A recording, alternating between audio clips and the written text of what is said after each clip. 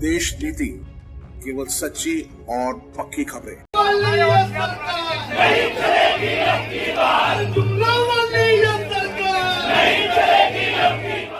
जुमलों वाली ये सरकार नहीं चलेगी अब की बार। ये कहना मेरा नहीं है या ये कहना देश नीति का नहीं है।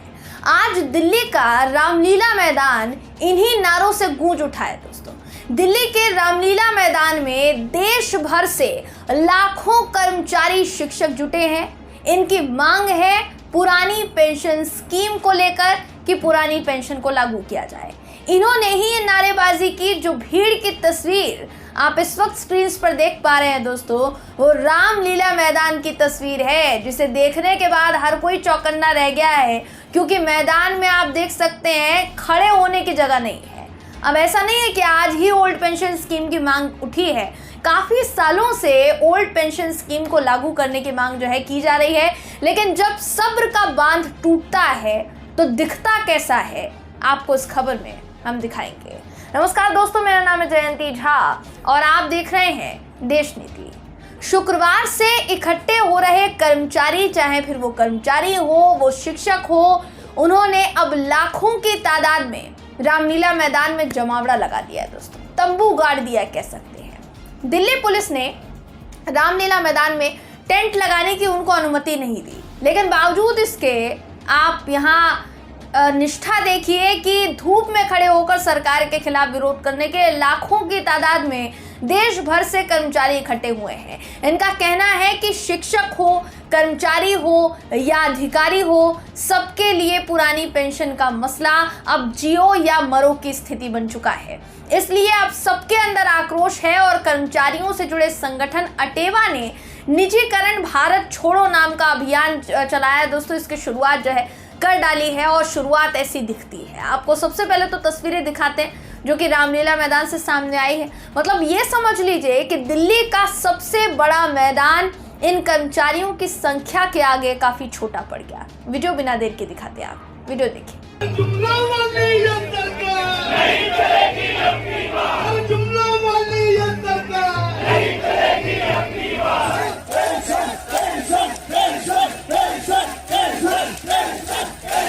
जी, तो इस रैली का नाम है पेंशन शंखनाद महारैली। इनका कहना है कि जब 5 राज्यों में पुरानी पेंशन लागू हो सकती है तो बाकी राज्यों में क्यों नहीं हो सकती है, या फिर आप पूरे देश में इसको लागू क्यों नहीं कर सकते हैं। पहले भी तो पुरानी पेंशन लागू थी ना, तो फिर आखिर इसको क्यों नहीं लागू किया जा रहा है। इनका सवाल है कि अर्धसैनिक बलों को पुरानी पेंशन ना देना ये कौन सा राष्ट्रवाद है। आप राष्ट्रवाद की बात करते हैं। निजीकरण मध्यम वर्ग और गरीबों के लिए सबसे बड़ा षड्यंत्र अमीरों द्वारा रचा जा रहा है।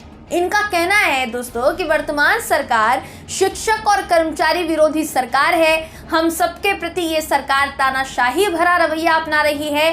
ये सरकार शिक्षक और कर्मचारियों के अधिकारों पर कुठाराघात कर रही है। उसे उसका परिणाम 2024 के लोकसभा चुनाव में भुगतना पड़ेगा। ये कहना है इन तमाम कर्मचारियों का। बात की जाए पुरानी पेंशन या ओल्ड पेंशन स्कीम की, तो ये क्या है इसको भी जरा समझ लेते हैं। ओल्ड पेंशन स्कीम के तहत जो रिटायर कर्मचारी है उसको अनिवार्य पेंशन का अधिकार है, यानी उसको मिलेगी ही मिलेगी पेंशन। ये रिटायरमेंट के समय मिलने वाले वेतन का 50% होता है, यानी मूल वेतन का आधा हिस्सा पेंशन के रूप में उसको दिया जाता है। अब जो रिटायर कर्मचारी है, रिटायर कर्मचारी को कार्यरत कर्मचारी की तरह लगातार महंगाई भत्ता में बढ़ोतरी की सुविधा भी मिलती है, यानी महंगाई कितनी भी हो उसको वो पेंशन मिलती रहेगी। इससे महंगाई बढ़ने के साथ साथ पेंशन में भी बढ़ोतरी जो है होती रहती है। राजस्थान के बाद अगर बात की जाए हिमाचल की, बात की जाए छत्तीसगढ़ की, बात की जाए झारखंड की या फिर पंजाब की, जहां पर आम आदमी पार्टी की सरकार बनने के बाद पुरानी पेंशन को लागू किया गया, तो ये 5 राज्य कुल मिलाकर है जहां पर पुरानी पेंशन को लागू कर दिया गया है। कुल मिलाकर 5 राज्य जिनकी बात तमाम कर्मचारी कर रहे थे कि 5 राज्यों में हो सकता है, तो यहाँ क्यों नहीं हो सकता। भारतीय जनता पार्टी शासित राज्य यानी देशीय स्तर पर भी अगर माना जाए या राज्य स्तर पर माना जाए, भाजपा ने पुरानी पेंशन को लागू करने का कोई फैसला अभी तक नहीं लिया है।